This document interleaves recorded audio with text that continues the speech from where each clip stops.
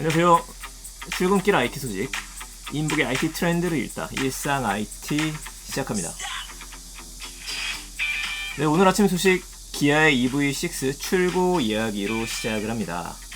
오늘 출고 이야기하고 특화된 이야기들이 좀 많긴 한데요. 첫 번째 기아 EV6부터 보죠. 기아 EV6 같은 경우에는 현대 기아차에서 아이오닉 5가 먼저 나온 다음에 기아에서도 EV가 나온다 라는 이야기가 있었고, 그리고 EV6라는 이름을 쓰면서 왠지 지난번에 나왔던 아이오닉 5를 올드하게 만드는 팀킬의 효과를 가져왔었던 그 제품이었었죠. 두 개 다 좋은 자동차입니다. 무엇보다도 EV6는요 날렵해요. 그 EV6는 날렵하고 아이오닉 5 같은 경우는 좀 듬직해 보이는 것들이 있죠. 역시 디자인은 서로의 호불호가 다르니까요. 자, 지난번에 공개가 될 건 다 공개가 됐습니다. 사전 예약도 받았었고 금액도 나왔어요. 그리고 이젠 출고를 시작하게 되는 겁니다. 지난주에는 제가 아이오닉 5를 구매하셨던 분들 중에 50대가 많다는 기사를 보고서 이야기를 들었었는데, 오늘은 기아 EV6 같은 경우에도 신청자를 받았으니까 신청자 중에 어떤 식으로 되는지가 좀 나왔어요. 자, 대략 3만 대가 넘는 신청이 들어왔어요. 근데 이걸 다 믿을 수는 없는 게 다른 전기차하고 중복 신청하는 경우가 굉장히 많습니다. 왜냐면 전기차 같은 경우에는 출고순으로 보조금을 주기 때문에 일단 자기 지역에 있는 것들, 나는 기아 것도 좋고 현대 것도 좋고 테슬라도 좋아 하시는 분들은 3개 다 신청해 놓으시는 분도 계세요. 먼저 나오는 거 받으면 되니까요. 그래서 이거 집계는 다시 한번 해보아야 되기는 하는데, 자, 우선 데이터를 기반으로 한 결과 중에 하나, 70%가 넘는 고객들이 롱레인지 트림을 신청하셨다라고 합니다. 이것도 테슬라가 만든 걸 쭉 이어가는 것 같기는 한데, 스탠다드가 있고 롱레인지가 있죠. 그 위엔 퍼포먼스가 있고 기아에는 GT 라인이 있어요. 롱레인지는 말 그대로 배터리가 더 크니까 멀리 달릴 수 있습니다. 475km 정도. 그리고 스탠다드는 370km 정도를 달릴 수 있다라고 하네요. 스탠다드 같은 경우에는 테슬라께 한 380, 390 정도니까 비슷할 것 같습니다.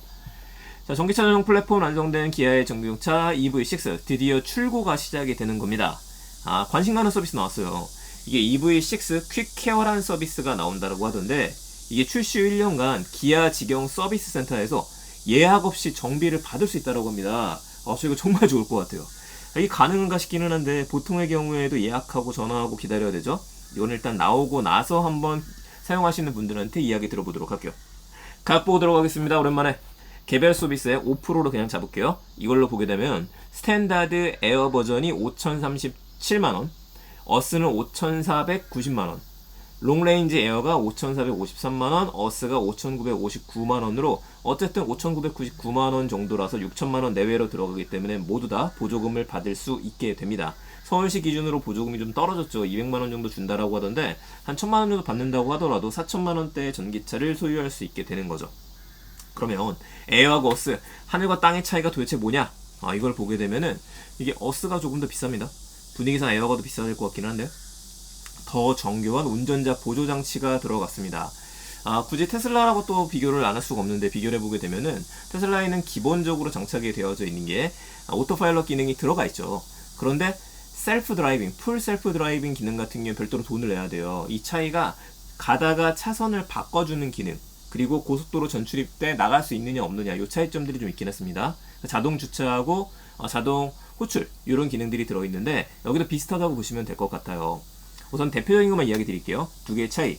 원격 스마트 주차, 안전 하차 보조, 진출입로 스마트 크루즈 컨트롤, 차로 변경 보조, 이게 차선 바꾸는 거죠. 전방 주차 거리 경고하고 후방 주차 충돌 방지 보조도 있다라고 합니다. 하이패스 자동 결제 시스템도 어스트림에만 있어요. 이건 좀 야속한 것 같네요. 자, 어스하고 에어의 차이가 500만원 정도 차이가 나기 때문에 이건 잘 보고서 신청하시면 될 것 같고, 역시 테슬라하고 비교하게 되면 저렴한 겁니다. 왜냐면은 한 900만원 더 내야 되거든요, 그쪽은요.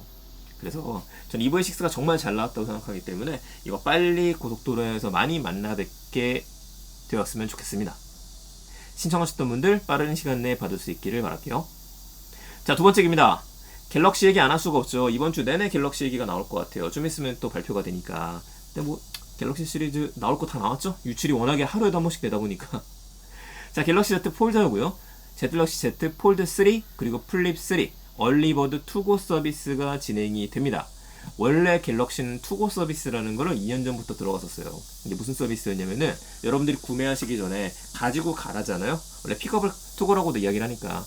자, 가지고 가는 서비스였는데 미리 신청하시고 나서 2박 3일 동안 갤럭시 제품을 마음껏 쓰시고 난 다음에 손상 없이 반납하시면 되는 리뷰 프로그램이라고 보시면 됩니다. 그런데 이번에는 얼리버드 투고예요.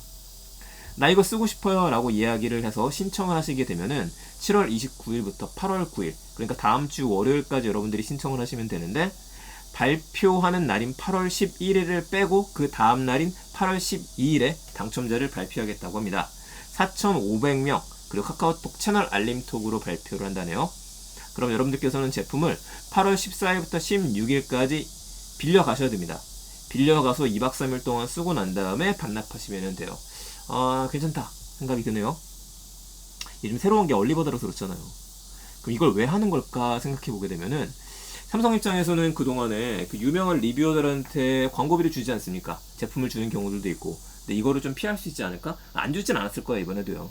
맡기긴 해야 되니까. 그래야지 안정적인 리뷰가 올라오니까. 근데 그거 외에도 얼리버드를 하는 이유는요, 삼성에서 광고비 절감이 된다고 얼마나 되겠습니까? 그거보다도 많은 사람들한테 빨리 써보게 만들어서 나도 이거 정말 써보고 싶은데 하는 욕구를 좀 불러일으키고 싶다, 이렇게 봐야 될 것 같아요. 왜냐면 이번에 폴더블은 잘 돼야 되거든요. 지금 사활을 걸었습니다. 물론 이제 금액이 사활을 건 금액이 아니기 때문에 걱정이 되긴 합니다만, 뭐 또 프로모션 계속 들어갈 수 있겠죠. 어쨌든 우리 11일 날이면은 갤럭시의 새로운 갤럭시 폴드 3를 볼 수 있을 테니까 그때는 한번 기다려보죠. 얼리버드가 끝나고 난 다음에 정식 판매에 들어가도 투고 서비스에 신청하실 수 있어요. 나는 한번 써보고서 구매할 거다 하시는 분들은 나중에 신청하셔도 됩니다. 그래도 우리 버튼 한 번만 누르면 신청할 수 있으니까 한번 해보시죠. 재밌잖아요 또. 계속해서 들어가도록 하죠. 중국의 게임주가 폭락했다라는 소식이 있어서 잠깐 살펴봤습니다. 게임은 도박이다. 이거 말 많았었죠. 우리나라 같은 경우에도 지금 마인크래프트 때문에 이거 좀 셧다운지 요거 얘기 나오면서 좀 이슈가 좀 됐는데, 이보다 큰 센 발언이 우리 옆 나라에서 나왔습니다. 바로 게임은 전자 마약이라고 선언을 한 건데, 중국의 관영 매체인 신화통신의 경제참고보에서 나왔다고 하네요. 이 덕분에 대표적인 기업 텐센트의 주가가 10% 빠졌습니다. 왜 텐센트가 대표적인 기업이야? 텐센트가 대표적인 기업이에요. 우리가 아실만한 웬만한 게임 회사에 다 투자를 했어요. 대단한 회사입니다. 브롤스타즈 투자했잖아요, 이미 예전에요. 그런 회사입니다. 자, 이 회사가 이렇게 대단한 회사인데, 글쎄요. 이유를 하나 보게 되면, 텐센트의 게임 중에 왕자 영유라는 게임이 있거든요. 근데 이 게임에서 언급이 나왔어요.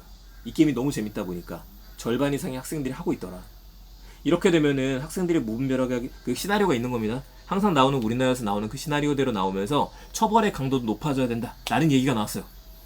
그런데 이거를 시장에서 지금 반응하고 있는 이유가 한 가지 있는 겁니다. 작년부터 시작해서 중국 정부의 IT 기업 때리기가 있었죠. 대표적으로 알리페이. 이 여파가 지금 텐센트한테도 쭉 미치게 되는 거 아니냐라는 얘기가 하나 나오는 겁니다.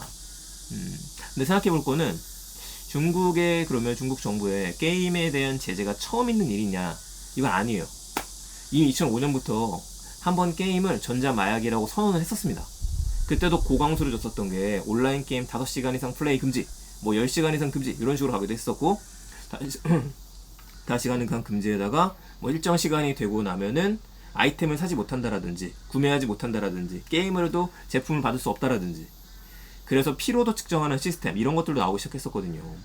그런 다음부터 한 5년 정도 지난 다음부터 자율 규제에 맡긴 상태로 진행이 됐었던 거예요. 우리나라 부산 백스코에서는 게임 대회 같은 경우에도 중국 기업도 꽤 많이 들어오죠. 근데 한편으로는 이게 게임 산업, 자국 산업을 보호하기 위한 정책도 계속 펼쳐왔었습니다. 중국의 판호를 열어야 된다, 얘기 많았었거든요. 아쉽습니다. 이것 때문에 지금 우리나라에서 중국 진출한 기업들의 주가도 좀 떨어져 있는 상태이긴 한데요. 이번 이슈는 일시적인 영향은 있겠지만 지속적이진 못할 것 같다. 이건 제 생각입니다. 그렇게 좀 이 사태를 보고 있습니다. 빠르게 정리될 거라고 생각을 합니다. 네, IT에 대한 이야기도 오늘도 3가지 소식이었습니다. 첫 번째, 기아 EV 출고를 시작했다. 이제는 사진만 올라오기 시작할 거예요. 갤럭시 Z 폴드 3, 플립 3, 얼리버드 투고 서비스를 진행을 했다. 중국 게임주가 폭락했다. 이 3가지 기억해 주시고요. 저는 내일 또 더 재밌는 이야기들 가지고 찾아뵙겠습니다. 댓글 남겨주셔서 감사드리고요. 항상 제가 댓글 보고 있습니다. 하지만 답변은 다 드리지 못해서 빠른 시간에 드릴 수 있도록 하겠습니다. 중간중간에 혹시라도 오류가 있거나 하신 것들이 있은 거 발견하시면요, 남겨주시게 되면은 제가 적극적으로 찾아보고 나서 다시 이야기 드릴 수 있도록 하겠습니다.